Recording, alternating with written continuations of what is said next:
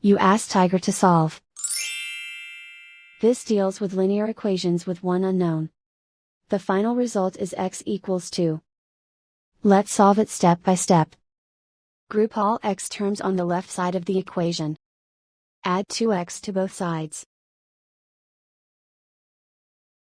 Group like terms. Group the coefficients.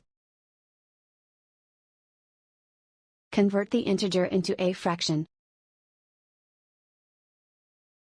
Combine the fractions. Combine the numerators. Group like terms. Simplify the arithmetic. Group all constants on the right side of the equation.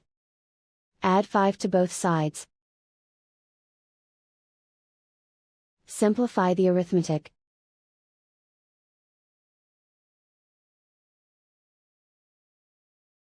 Isolate the x. Multiply both sides by inverse fraction 2/7.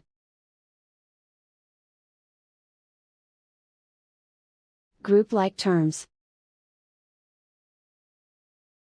Multiply the coefficients. Simplify the fraction. Multiply the fractions. Simplify the arithmetic. And so the final result is x equals 2.